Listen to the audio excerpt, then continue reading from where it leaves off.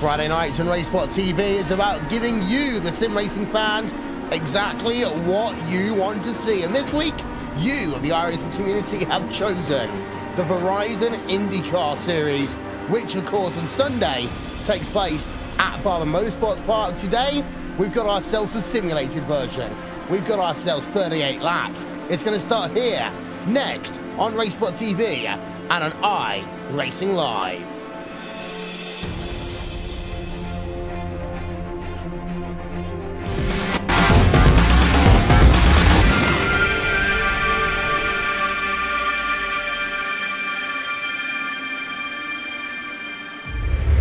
iRacing, you wanted the best, you got them for a breast. Often imitated, never duplicated. The greatest show on dirt, the world of outlaws.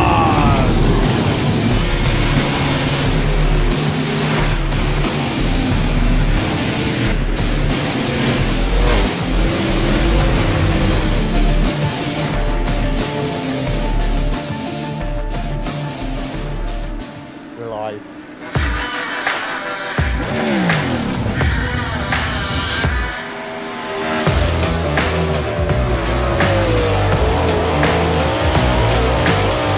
Hey guys, Christopher Bell here. As you guys know, iRacing is coming out with dirt and it's been a long time coming. So I'm here today to kind of show you around the sprint cars and hopefully give you some insight for whenever you first drive it.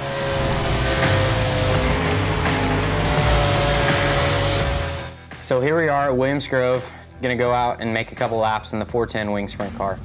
I'm on default setup with a gear change to a 522. As we roll out of the pits, you guys might notice that the car wants to pull left and you have to hold the steering wheel right to go straight.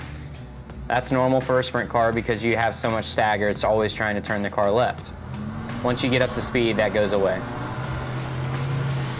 Going down the straightaways, Williams Grove has really long straightaways and really tight corners.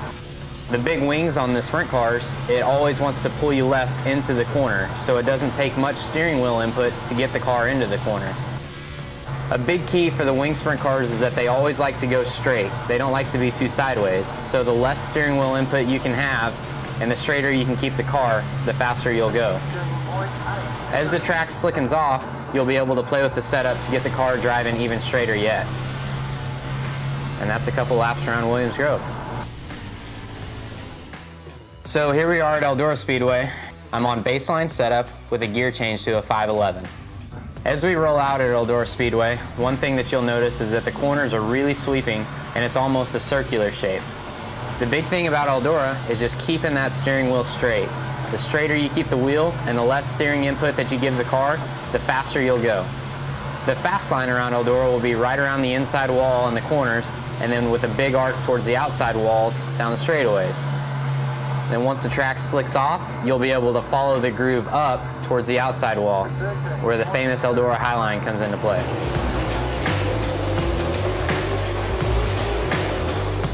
So now we're at Volusia Speedway Park with the 410 wing sprint car.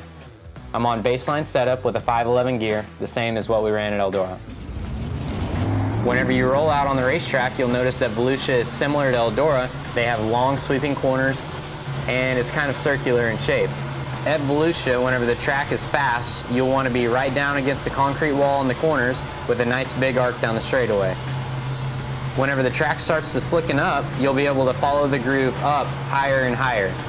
Whenever you get into turns 3 and 4 though, the groove might get up onto the shelf, which is the flatter section of the racetrack, and then it becomes very difficult to exit turn 4 without getting into the wall. And that's just one of the characteristics of Volusia Speedway Park.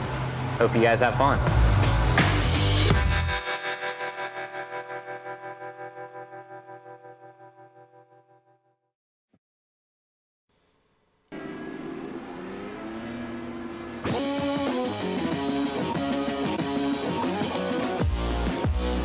Good evening, ladies and gentlemen, and welcome to the Spider's Web. Welcome to Barber Motorsports Park, and welcome to Friday night prime time here on RaceSpotTV, streaming live on iRacingLive. It's Will Vincent, Connery Maddock. As we said, Connor, we are here at a very difficult racetrack where it's not too cold, but it's cold enough to make this hard work for these drivers. Yeah, it's just a little bit shy of what we would call default weather here in iRacing. It's 72 and yeah, 100 on the track temp. And well, yes, this is a very, very tough track indeed, especially on the overtaking front. The only heavy braking zone is down into that turn 5 hairpin. The rest of the corners are medium to high speed, highly aerodynamic dependent corners. And these guys will be feeling a lot of aero push like they do on the ovals. Yeah, we talk about the overtaking opportunities here. You really are looking right there down at turn number 5, the hairpin. You can also make the pass down into turn number 120. The issue is, though, that this track is off camber through turn number 1. You need to actually have the momentum to complete the pass through turn number 1. Otherwise, you're going to be the outside into turn number 2, and on the outside to turn number 3, and on the outside leading down towards the hairpin. Yeah, and you just look at this track, you just see it is completely just undulating up and down. Elevation changes no matter where you look, and I wouldn't be surprised if the track designers put in a loop-de-loop somewhere. But yeah, it's definitely its own unique challenge on camber corners, off camber corners, and well, that is very challenging indeed, as most of your cars have actually done their qualifying laps right now. I don't know if there's anyone out on track. There's Georgian Nojuk's out on track, but his lap sadly will not count because he's already done 2 of his qualifying laps. But we've still got cars that have not put in any laps. There's Pierre Boudon, Robert Padovic, Sergio Mercier, and Bruno de Oliveira. I don't think they'll be able to get out and do those qualifying laps. No, we've got 1 minute left of qualification, so we might as well there, ladies and gentlemen, show you and start running through your starting grid for this evening on RaceSpotTV and on iRacingLive. And it's Joel Tremblay there from Canada, number 4 machine. We'll be starting this race on pole position. Alongside him, Mark Usher. Now, we've seen Mark Usher quite a lot in things like the ISOWC IndyCar series, as well, of course, as the Classic IndyCar series, which lives on RaceSpotTV. And it's very interesting because Mark is one of those drivers where if he gets into clean air, he's gone. That's it. Yeah, exactly, but he's not really he's not starting on that pole position for the moment. That one does go to Joel Tremblay by about 0.2 of a second. So I think Mark, unless that was his that was a bad qualifying lap for him, he has his work cut out here to get to the front of the field, to get into that clean air, and maybe in dirty air he's going to have a little bit of trouble. You've got Henry Bennett and Syandra along the second row of the grid. Behind you've got yourself Gog Nujox there and Gorguez. And worth noting, of course, we have got World Championship level drivers in the field here today in Gorguez in that number 1 machine. Mitchell de Jong, not to be confused. So, Mikel de Jong, I've already got myself mixed up here. Mikel de Jong, not to be confused with Mitchell de Jong. Mitchell de Jong, of course, an American driver who runs in the iRacing World Championship Grand Prix Series. Mikel de Jong is known most famously for his work in the iRacing Verizon IndyCar series. Alongside him, number 6 machine is Liam Quinn. TM Hauser, P number 9, Richard Tam in the 10th position, with John Downing and Eric Lukul there in P number 11 and 12 on the grid. We've got ourselves then 3 more qualifiers, Carlos Avila, Gerard Newman, and Ole Henrik Enger, running out your field here this afternoon. And there are some drivers who haven't qualified, Connery. Yeah, but those are the likes just before the end of qualifying that I mentioned: Pierre Boudon, Robert Padovic, Sergio Morrissey, and Bruno de Oliveira. So they'll be starting at the back of the field for this race here in Alabama at the Barber Motorsports Park. And we will actually get 1 full pace lap here, Will. So it gives the drivers a good chance to get some heat in those tires because, correct me if I'm wrong, Will, I don't think the IndyCars have tire warmers. They don't. And that means, of course, they are going to be on cold, simulated Firestone tyres. If you're going to compare them to anything, it will be most like the Firestone black tyres. Those of you who watch the Verizon IndyCar series will know that they got themselves the Firestone Red and the Firestone Blacks. The tyres that they're using here in this simulated version is the Firestone Black compound. So it's harder, but it means it will take probably about 1.5 laps in some cases to really get up to temperature. And that was the thing that these drivers were worried about before the race, the track temperature here, Connery, because it can be hard to get that track temperature and maintain it because there's not many corners that allows you to build up that tyre temperature early. It's very stop-start for the first half of the lap, and then all of a sudden you're into 2 very fast chicanes down at turn 9 and 10, then also down at turn 11 and 12. Yeah, and that can be quite sketchy, especially on the first lap when those tires are cold. So your drivers has to basically tiptoe just a little bit, at least around the first lap to half a lap of the course, just to make sure that they're settled in with those tire temperatures as they do head their way through the turn 2, turn 3 parabola right now, just going past turn 4. Again, this is going to be a full pace lap, so maybe that tire heating isn't going to be too much of an issue because they can drag the brake a little bit, do a little bit of weaving, try and get some temperature in those tires, because that's going to be very, very crucial on the first lap to make sure you don't have an embarrassing spin, shall we say. Yes, and that will be important for these drivers, especially how narrow this racetrack is as well. You see that the way they lay out the tracks in a lot of North American racetracks, they do it by kind of lane, and it really is a 3-lane racetrack around the majority of this racing surface, and that essentially does mean that you are going to have to run it very tight if you're going to try and make yourself a pass, as these drivers are now just working themselves down this downhill section down at turn 7, 7A, 7B. After you come through the first half of this racetrack, that's when business picks up a little bit. You've then got turn 9 and 10. That's that faster section of the racetrack that we're just heading ourselves into now. As you see at the front of your field is the driver of Joel Tremblay, who's on pole position. It's worth noting, of course, this specific stage of the track is actually on the outside. The reason for that is they basically work themselves on the outside all the way through to turn number 15, that final left-hander. So actually at the point the pace car comes in, he'll be on the outside, but then there will be that left-hand kink through turn number 15, and then they'll get themselves underway. So for Tremblay, he's got to wait, got to be patient here, and really make sure he doesn't get himself too many issues. Here we are, out of the final corner they come. Let's look at the start then of Friday prime time here at Barber.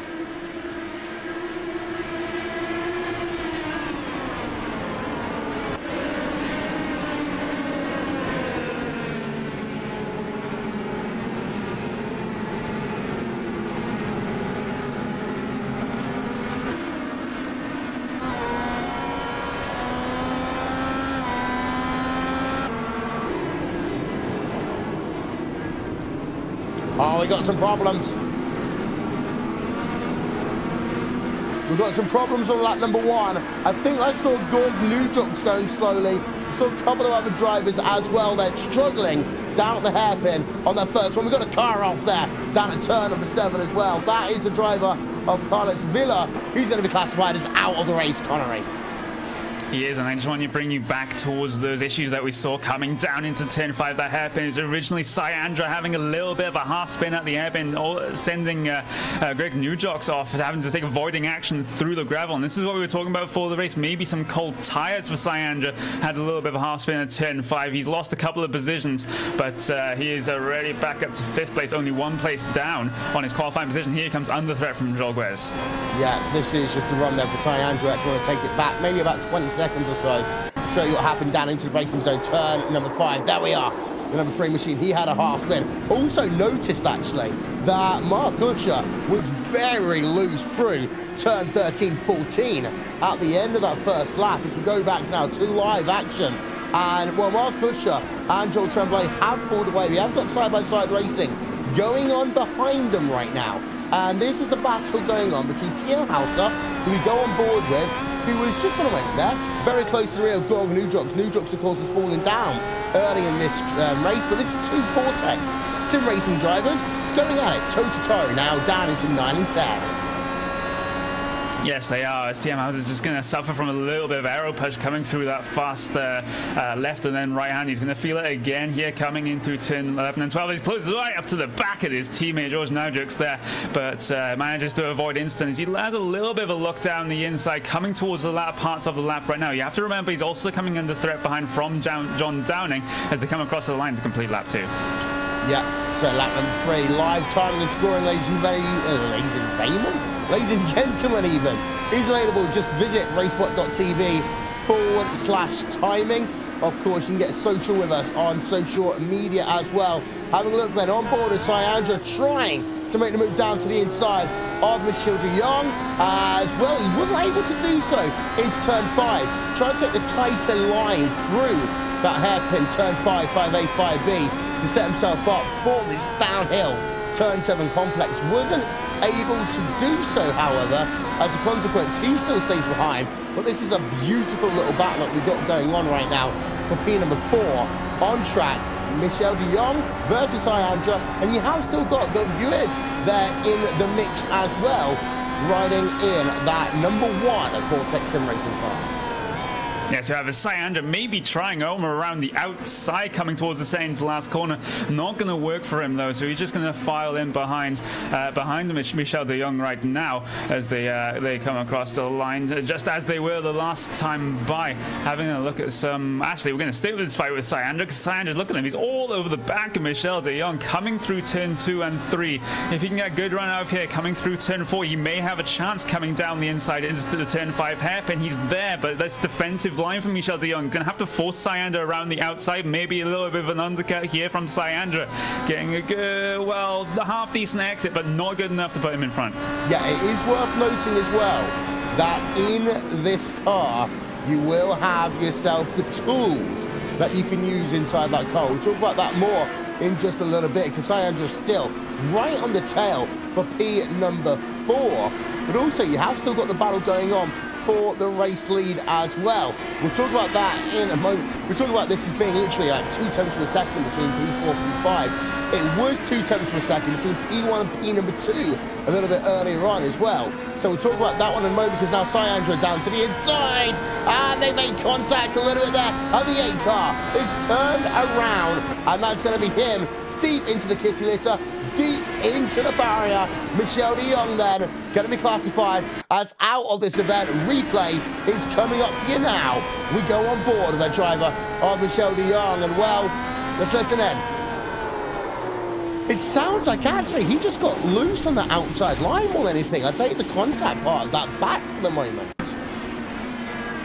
Yeah, I mean, if there was any contact, it must have been the slightest of contacts. But yeah, a little bit of a mid-corner oversteer there for Michel de Jong, just getting the back end out. He almost saved it, but he overcorrected into the gravel. Some damage to the left rear of that Indycar right now, so it's not going to be all too comfortable. It's actually, he's retired from the race as the driver of the number 8, so that is definitely not how his day wanted to be ended right there. Is this battle for P1 right now between Tremblay and Mark Usher?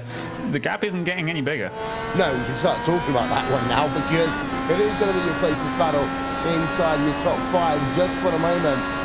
Sandra still has Joel Gers behind him, but we'll come to that one in a few moments' time. Joel Tremblay then leads away, has led every single lap of this motor race so far. Mark Usher, we know how fast he is, hasn't been able to move himself forward. Usher's wide on the exit of turn number 3 then.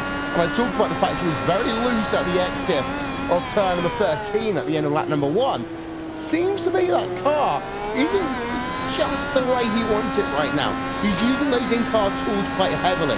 He's got himself, we'll talk about the ones that he can use all the time first of all. He's got himself the weight jacker. Don't really use a weight jacker on a road course, but you still have also got yourself the anti-roll bars. One at the front, one at the rear, and it will stiffen or soften the part of the car if you want to add in some understeer or add in some oversteer into that car. Yeah, exactly. It's one of the features of these Indycars where you can actually change the stiffness of those anti-roll bars on the fly. And, well, Mark Usher would definitely be fiddling around with those levers in the car to try and get every ounce of speed he can get out of that number 2 machine right now. But it just isn't working. He's falling a little bit, just a fraction of a second behind the number 4 driver per lap. And, well, if he can't catch up right to the back of the rear wing of that number 4 machine, it's actually just follow relatively closely coming through turn 2 and 3.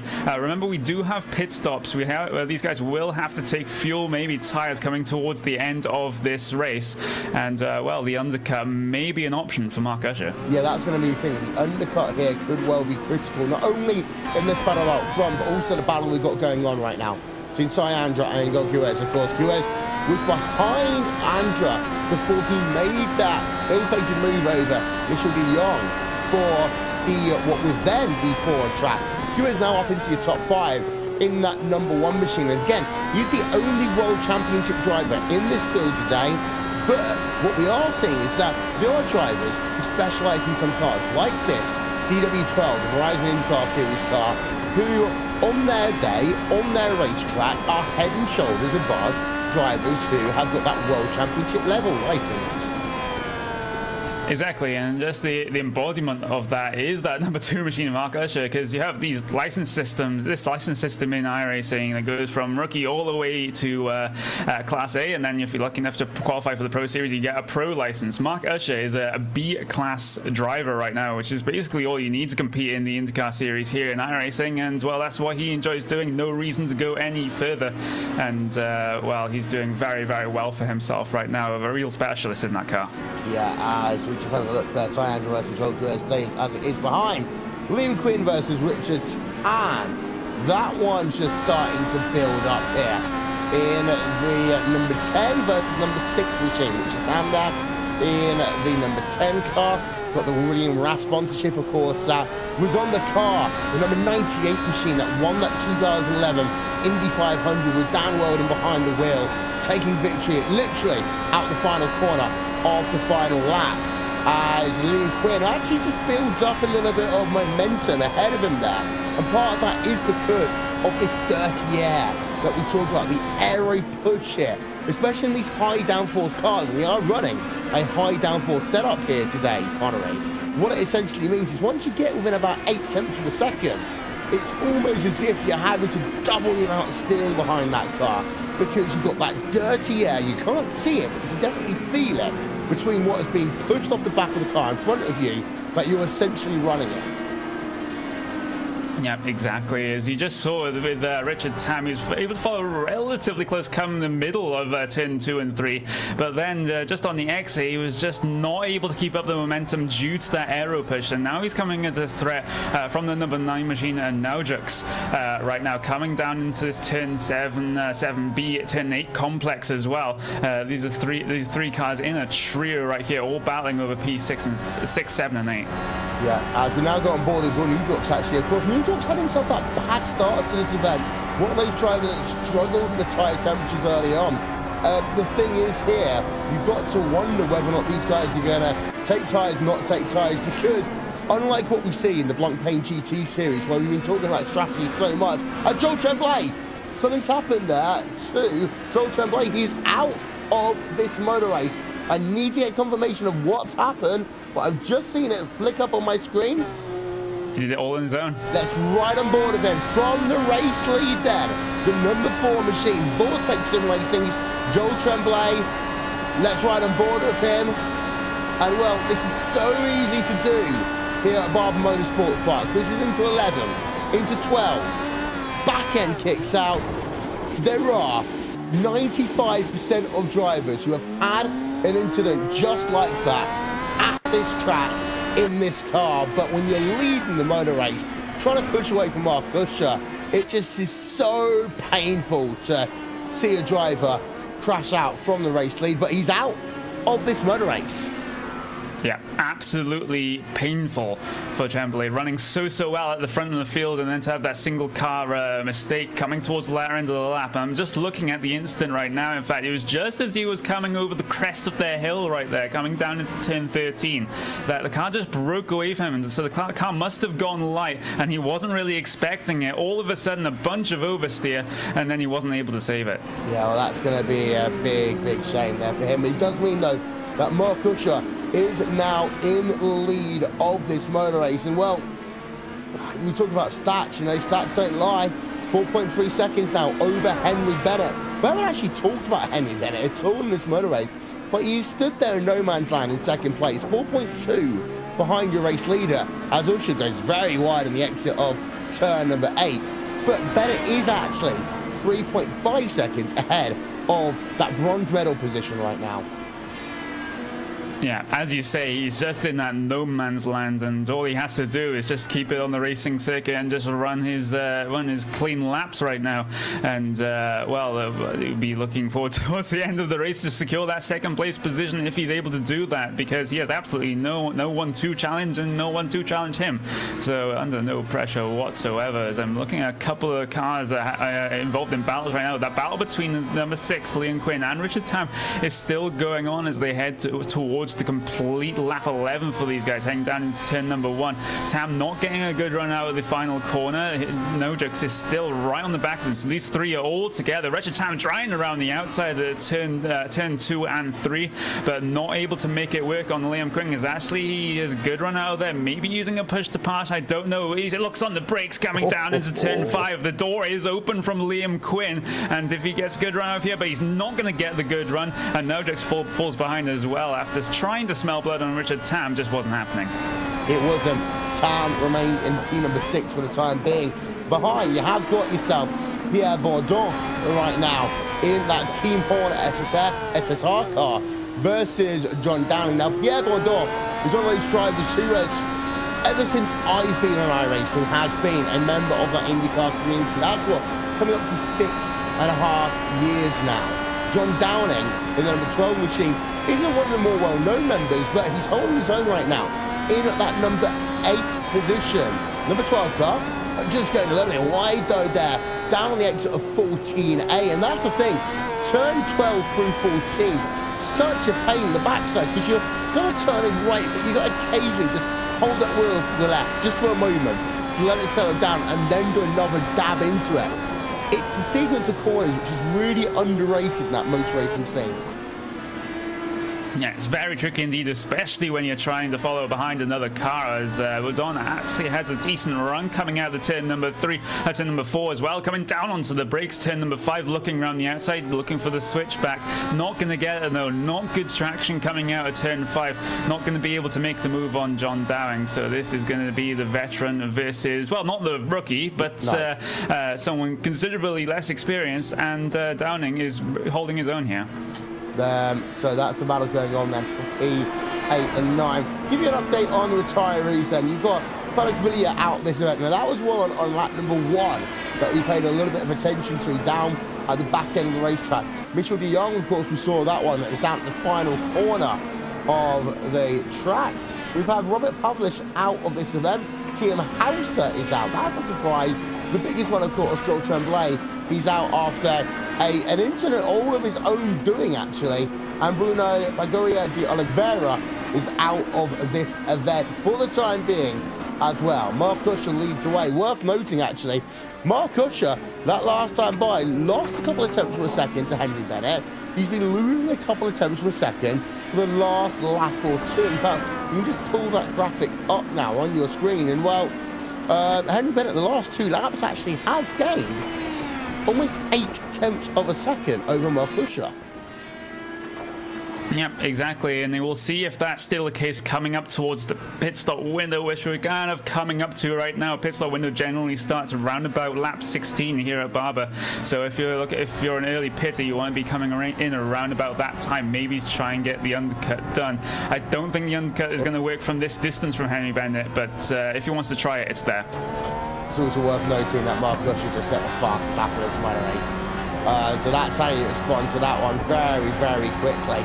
As we'll just have a look again at that graphic that we just showed you up, and well, you see that last time by, Mark Usher 2 tenths of a second faster almost than Henry Bennett on that lap. So that is how you respond to that one. But Usher just starting to flex his muscles. That pit window is going to be open very soon. Well, it is a wide pit window here because, of course, we're not yet at half race distance. We won't be there until lap number 19 of this event.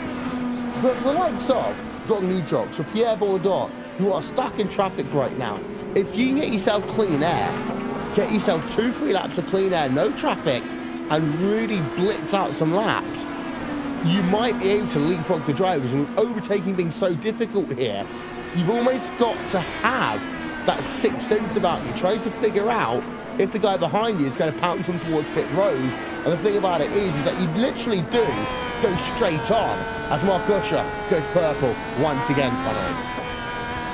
Yeah, Usher absolutely flying at this stage in the race. There's actually this duo at the P8, P9 sort of area has now become a trio. Eric Lukell is now tagged onto the back of this train. So either he or Bourdon may be considering that early stop to try and get ahead of John Downing as well. Very, very close coming down into turn 1. Bourdon missing his braking point by quite a margin, almost running into the back of John Downing. How close was that? That one deserves a slow-mo replay if you have it, Will, but wow, I've never seen anything that close at such high speed coming down into that corner. That was close. That was very, very close. And actually, Bourdon loses a position to Eric Lukell as a consequence of that. That's what we talk about in the IndyCars.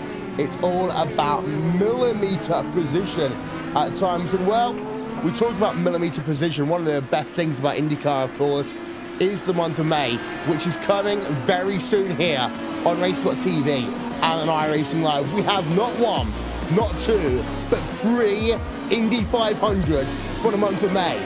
We start off May the 7th with the Indy Elite Series, Indy 500. One of the fantastic series that we bring to you.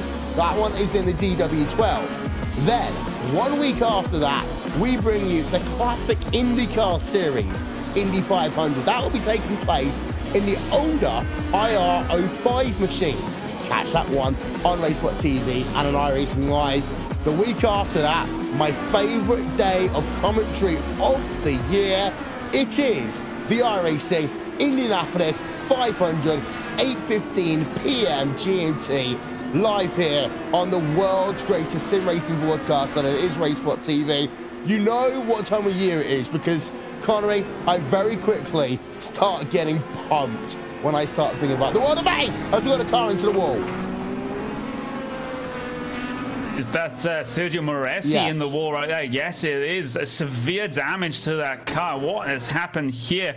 And contact while he was trying to get away, out of the way, being good lap traffic on the outside line. But Mark Usher ran into the back of him, and now Henry Bennett inherits the race lead.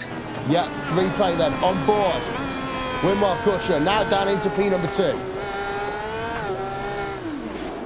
And Usher was just like, well, I don't know.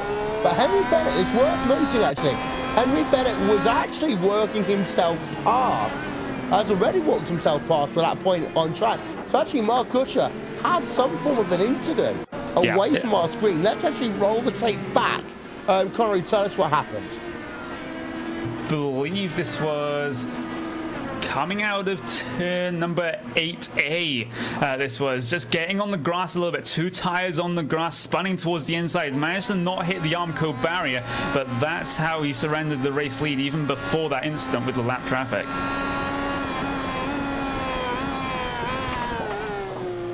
Here's another look. And there you are. You didn't hit anything, but one of the things, especially about the latest iRacing tyre compound, you pick up dust and dirt. He kind of had nowhere to go because those tyres were dirty. And actually now if you're Usher, you've got to come on towards pit road this time by. No ifs or buts about it. Yeah, exactly. He's heading his way through the turn 5 hairpin right now. Not too far off the back of Henry Bennett, but it would be advisable he comes down pit road now. The drivers that have come down pit road, George Newdux, Liam Quinn, Pierre Bourdon, they're all down on pit road as it is. Liam Quinn is going to be the one that ends up coming out first. Newdux not too far behind. And if I remember correctly, Bourdon had a little bit of trouble with that traffic, which is why he's only just getting stopped in his box right now. Yeah, and that is Pierre Bourdon. Making himself that pit stop right now. Out the way he will come. 8.6 seconds, the longest pit stop of the drivers we've seen so far, actually, as he will circulate back on track in that 10th position. But not a good day in the office right now for Pierre Bourdon. As Henry Bennett hit Mark Usher, actually neither of them coming towards pit road, so both of them are doing the longer game here. The opposite analogy is here, Connery, that the longer you go, the less fuel you have to put in, but also, overall, your lap time should be short in that final stint. Yeah, they should indeed. There's actually a driver that's currently now retired from the event. That's the number 11 of Eric Luckel. He had a single car half spin that into a crash into the Armco barrier in turns 2 and 3, and now he is out of the event as well. It's been quite a high attrition rate here at Barber. Yeah, it has. As we're just having a look there. Richard Tam coming out of pit road. Just wondering if we can get the incident from the driver of Eric Luckel. Just have one quick look, see if we can find it. There we are. We're on board with Eric now. Actually, no, he did end up turning the driver around first down at the final corner. I believe that was John Downing in that number 12, that very vibrant number 12 machine. Luckel then, as a consequence of his damage, just loops that car around through turn number 2, goes into the Armco barrier. But just a little mistake there ends up bubbling out of proportion for him. He is out of this event, and I just want to confirm that was a number 12 machine of John Downing. Indeed, it was that car because it's been on pit road for an extended period of time right now. Yeah, good spot right there. Well, I didn't see that insta coming out of the final corner, but yeah, that's well, I wouldn't say significant damage to John Downing's car, but he feels that it's significant enough to not continue on with the race. Maybe some suspension damage that we can't quite see on that number 12 car. Actually, he's back out on track right now, coming through turn 2 and 3. So we'll see how that car is over the next couple of laps. See if there's any pace still left in that number 12 machine. As the top 3 currently, Henry Bennett, Mark Gauguez, they still have not come down pit road just yet. Yeah, having a look. 1-2 on pit road, but not Mark Lusher. So Bennett comes onto pit road first, but he's got himself, I believe that is the car of Pierre Bourdon, just ahead. That can't be, yeah, it's Pierre Bourdon on pit road.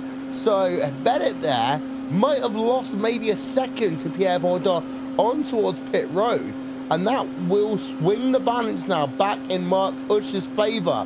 As Henry Bennett then comes into his pit stall. The key important thing is he's got to get out ahead of Pierre Bourdon, and he's going to do so. That's important for him.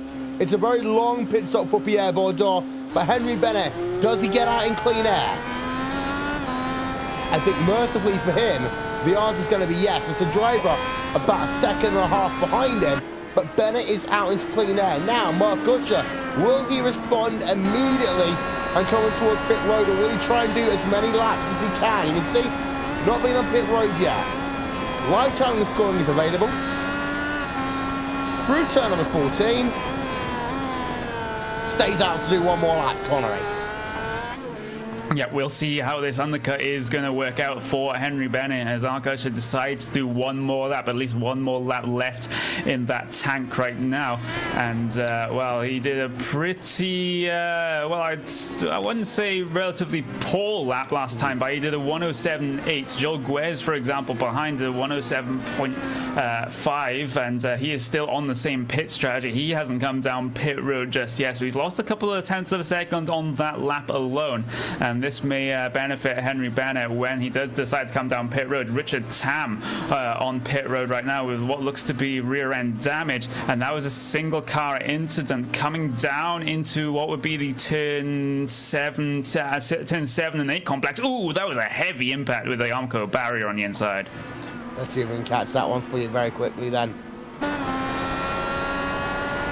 This is down at the hairpin, so we've got a few seconds to go before that. This is on board of that. Oh my god, he goes wide first of all down at turn 5. You notice there that dirty air affecting the number 10 William Rast machine of Richard Tam as he now comes down towards 7 complex. Just turned in 2 vigorously there as he was going downhill. Just lost the complete back end of the car. There we are, out of the event. Game over for him as Mark Usher is on pit road right now. So let's cycle in and have a look at Mark Usher. It means that Guez is in the lead of this event just for the moment. But for the time being, there is a driver of Mark Usher. There is a driver of Henry Bennett. It's going to be very, very close between the two of them as they work themselves out of pit road. The winner of it is going to be Henry Bennett by about 1 second. But, of course, Mark Usher is on newer tyres. That could well be the beneficiary factor for Usher at the end of this motor race. Yeah, Usher's be careful here. He's on cold tires after that pit stop. Here comes Oh, Cyandur down my the word. inside of turn 5. A little bit of love taps to the rear end of the Indycar right there. No damage though, but that was very, very close indeed. As I said, Mark Usher has to be careful with those cold tires after the pit stop. Maybe that was what caused that coming down into turn 5. Yeah, let's get ourselves a quick replay of this into turn 5. If we can, you can just see bathing the throttle through that corner. We're going to get a fantastic look because this is Cyandur coming up behind him right now on this replay, and looks down to the inside. The tiniest lock taps there, but it's enough just to say hello. You know I'm coming near to you right now. Gap is 1 second between the two of them. Cyandur is there in play as well. Gogu is now finally does come on towards pit road himself. He will likely drop down. Yeah, he has dropped down right inside your top 3 already. Top 4, he will be in the 4th position. Will be Gogu's, but actually, your top 4 drivers separated by, get this, about 3 seconds after 25 laps worth of racing, Connery.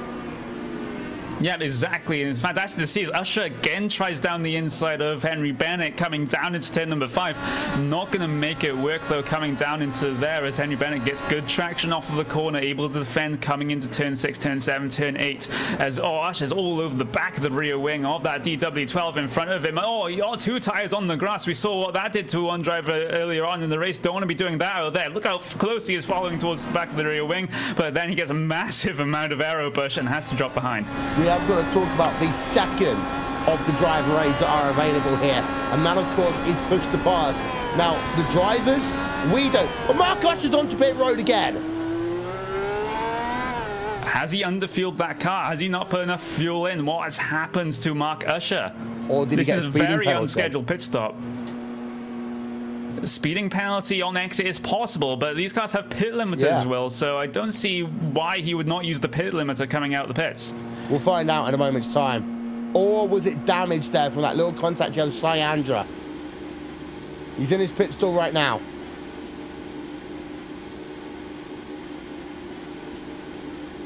This is their speeding penalty. He released the pit limiter too early out of pit road. Or no, it's over 20 seconds now. It's got to be damage. Got to be damage repairs. Yeah, that looks like what it is right now. It's around about 8 seconds usually for a normal stop here at Barber, and he's well over, coming up to 30 seconds right now. So that is, and he's off and away, and that was 31.5 seconds about coming on pit lane. That is a very long stop indeed, and that is taking him out for the contention for the podium spot in this race.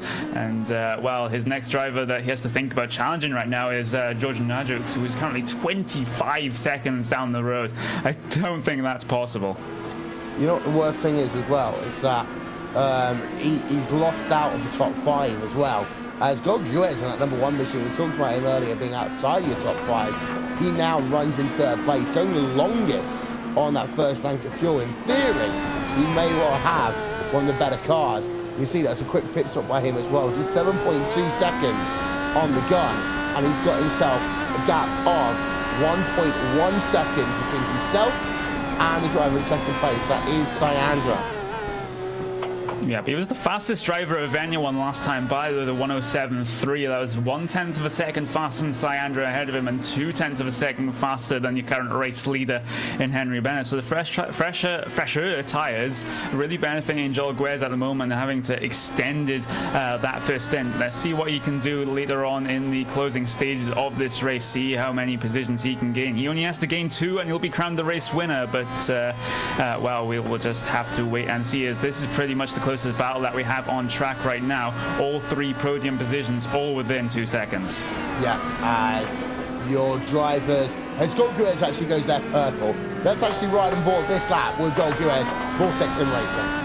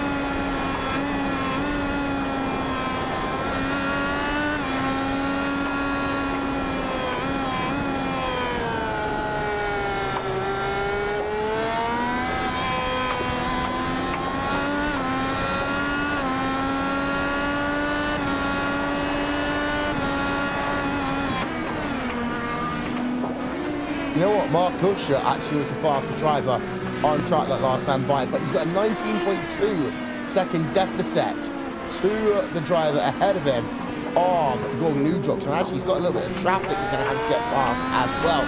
The good thing about this only being a 19-car field is the fact that lap traffic isn't as big an issue. We often see it in league races where, with all, and I mean this honestly, with all respect to league owners, there is generally a bigger difference between first place and last place in terms of lap times. But a 19-car field here does make it easier in terms of lap traffic, and that's one of the saving graces here at Barber.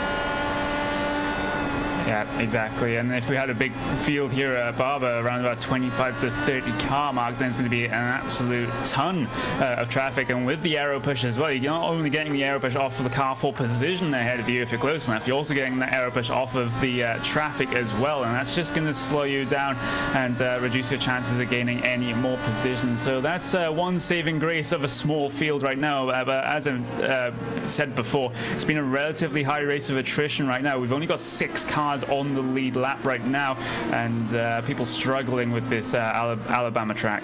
You know what? P2 to P1 and P3 to P2 work exactly the same distance as they work themselves past one of our timing beams here. Henry Bennett still does lead this motor race. We have had ourselves 3 different leaders here today. Of course, the first one of those was the driver of Joe Tremblay. Binned it all by himself. Mark Usher then led some laps. He was passed by Henry Bennett after Mark Usher had himself some issues of his own. So you actually have had 2 technical passes for the race lead on track. Henry Bennett hasn't really put a foot wrong here today, and I'm not going to lie to you, I don't know much about him here, Connor. No, I don't either, and we remarked about it at the start of the race. He was kind of just in no man's land right there, just minding his own business, running his own laps, and well, look, just coming up to on lap 31 of the event of a 38-lap race. He's in the lead and with a very, very good chance at taking home the, going onto the top step of the podium right there, right now, as long as he can hold off Sayandra and Joe Guez, which he looks to be doing right now. I want to take the discussion back towards that number 2 driver, Mark Usher, though, because he's currently going about 3 seconds a lap faster than George Newjox. I think I did say it would be very hard to catch him, just to catch a driver in front of him just a couple of laps ago, but Mark Usher is proving me wrong, and 3 seconds a lap. Well, he's going to be within striking distance relatively soon of that number 9 car. Yeah, he may well get back into the top 5, and actually you see that 3.1 seconds lap number 28, 3.2 seconds lap number 29, 3.2 seconds lap number 30. This is insane by Mark Usher right now. He's just got the red mist ever since he had to do that second pit stop. Yeah, exactly, and just to give you some comparison of how fast the 107 flat is, that was currently 1/10 of a second faster than Henry Bennett this time by. Henry Bennett putting in a stonker of a lap right there, and it's also around about 4/10 of a second faster than Sayandra is running in second place. That is how fast Mark Usher is running right now, and you have to think if he didn't have that earlier incident, he'd be off and away with this at the front of the field, at least a second or so ahead of the number 5 driver. Well, there was the gaps we talked about then. 3.1, 3.2, 3.2. As they work themselves now towards the start-finish line once again. Gordon Newdrops' last lap time was 110.284. We'll come past the line in a moment. It's 1/7 that Mark Usher is doing right now. 109.5 there for Newdrops. He's picked up the pace. Mark Usher, 106.7. Fastest lap of the event so far. Phenomenal stuff. Mark Usher is driving like a man possessed right now, just trying to get back into this top 5, and it looks like it's going to be, he's only got 6.5 laps to be able to do that, and, I think that is definitely going to be enough time. He's only a couple of laps away from getting right onto the back of the George Newjox right now, and I don't think he'll have too many issues passing it with the amount of pace that he has in that DW12 right now, and, if you enjoy George Newjox and you see that coming up into your mirror, you might as well just move over at this point and not fight it. Yeah, there's the top 3 there on the left-hand side of your screen. Henry Bennett still leads away. Sayandra second and Go Guez in the 3rd position. Don't forget, tomorrow, race day, round number 4 here on RaceSpotTV and on iRacingLive. We start things off then with RaceSpot Race Day. It will be the RaceSpotTV Formula Renault Sim Cup, followed by the RaceSpotTV Super Cup. And then your main event of the afternoon, the 4th round of the iRacing World Championship Grand Prix Series. Fascinating fact here, Connery. For the first time since 2010, one driver has won the first 3 rounds of the championship. That is Martin Kroenke. If he wins the first 4 out of 4, he's undoubtedly pretty much odds-on favourite for the championship. Kroenke-Kawanda seems to be the perfect partnership right now. It really does, and just winning the first couple of rounds of the season like he has done right now in such fashion. We're not talking about close margins here. He has absolutely dominated those races that he has been in, and well, can anyone stop the Kroenke? We'll have to tune in and find out on Saturday. There's the movers and shakers from your event today. No more Kusher, down 4 places from where he started outside of ring number 1. Neutron has moved himself back up actually to where he started this event. Pierre Bourdon is up 9 places here this evening inside your top 10. Down to 5 to go. And here's a look at Mark Kusher once again, because he continues to close. But actually, we want to go back to have a look at Syandra. He's caught up to Henry Bennett. Welcome to P2P City. Yeah, exactly, and that was about 8/10 of a second faster.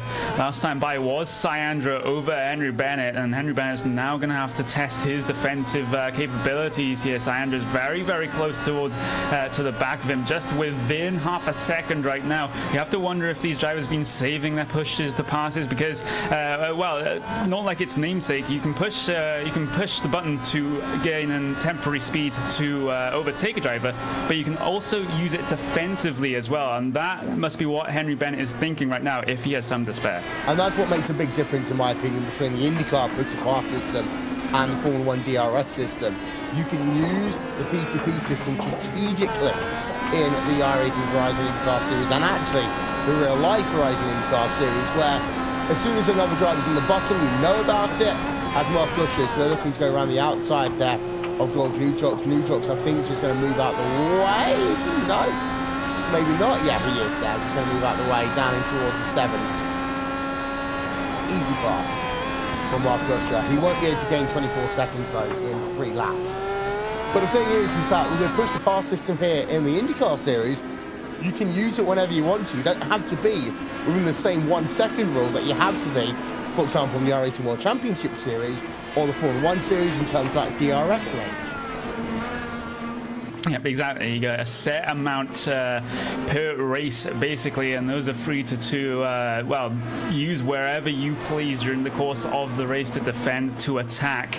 And, well, if these drivers are saved up those pushes to passes, because, again, you do only get a limited amount during the course of the race, then, well, we may be seeing Henry Bennett using defensive push to passes and Syandra using aggressive pushes to pass, as Henry Bennett just goes a little bit wide coming through the penultimate corner. That's going to lose him a 10th or so. As we look at the times coming across the line, this time by Syandra 107.6, Henry Bennett a 107.4. So Henry Bennett, despite that mistake in the penultimate corner, has pulled out 0.2 of a second. Joel Guez now, he is, well, he's surprisingly close behind him. In fact, he gained half a second over Syandra on that lap alone. Yeah, he has. Just having a look there. Let's get that graphic hopefully up for your screen there. Syandra 0.4 per second, but ahead of Guez. It's going to be a case of who's the bolder driver right now. Syandra to Henry Bennett is still about 0.6 of a second. Let's go on board then. 3rd place driver.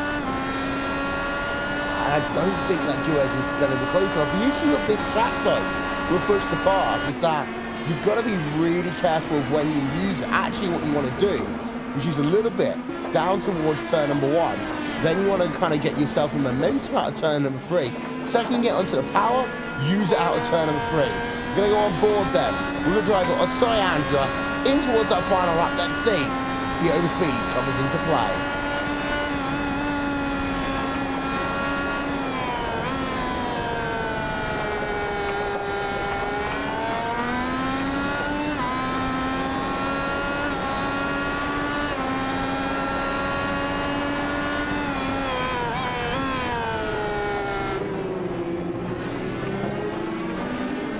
Nothing in front, nothing behind, and it looks as though that unless there's going to be something bold coming out of maybe turns 9 and 10, Cyandra is not going to be able to get anywhere, but he does get much closer out of the 8. Towards 9 and 10 he comes. You see taking a different line through there, trying to minimize the impact of that dirty air, but pushes wide on the exit of turn number 10. That will hurt him in towards 10, 11, 12, 13, 14. Just a few more corners to go. Henry Bennett leads away as I now come in towards the final corner of the final lap. Are we going to see a last lap plunge? No, we're not. It'll be Henry Bennett who takes victory here on RaceSpotTV Friday prime time. Henry Bennett is your winner in the Verizon Indycar Series race at Barber Motorsports Park. Cyandra in second. Got Guiz in the third place. A little way back. Liam Quinn right now working himself towards the end of the lap. He will claim 4th place here this evening, and then 5th place. Well, that one is going to go back to the determined Mark Usher, who's had himself 2 issues in this event today. He had himself entangled in a situation where he had a half spin early on, and then got some damage as he came out on cold tyres. That cost him another pit stop. He does, however, finish in P number 5. The day, however, does belong to this driver. Henry Bennett wins out at Barber Motorsports Park, Monterey. Yep, and well, apart from the last couple of laps right there where he has to defend from Cyandra, it was a relatively quiet race for Henry Bennett when all was said and done. Just did what he needed to do, didn't do any silly moves, didn't get into any silly fights, and well, he ends up on the top step of the podium, and that was looking pretty unlikely at the start of the race with how fast Mark Usher was running, but with Mark Usher's incidents, then that has opened the door for Henry Bennett to take this race win. Let's have a look then at Henry Bennett as he comes to do the victory donuts.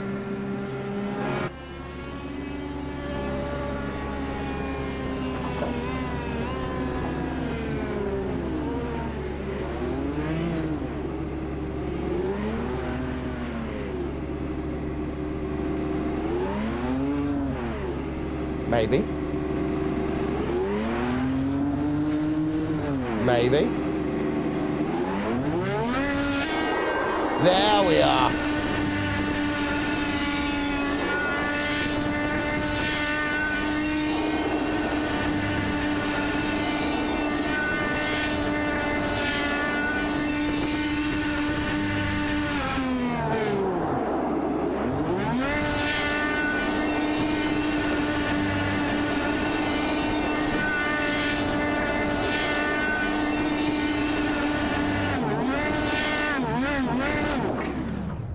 Well, that, ladies and gentlemen, is your Friday prime time. There we are.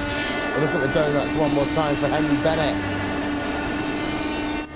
Let's have a look at your final race results here from Barber Motorsports Park.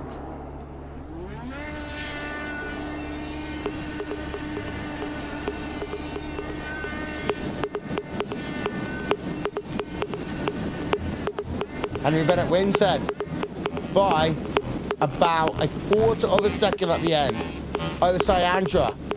Guiz comes 3rd, Liam Quinn 4th, and Mark Usher rounds out your top 5. Got new drops: Pierre Bourdon, John Downing, Jared Newman, and Tiedro Moresi round out your top 10.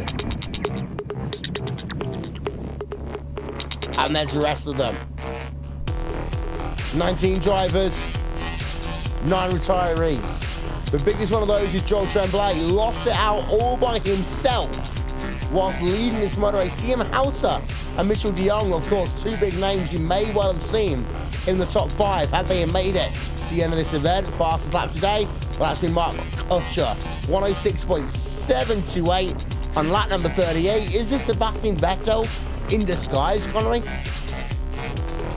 It may well be, Will, as actually we have a driver that may be coming in for an interview. It's going to be Andra, the only one to join us in the booth. Yeah, we're going to talk to him in just one moment's time here on RaceSpotTV and on iRacingLive. We'll step aside for just one moment. We'll be back with more of them after these messages.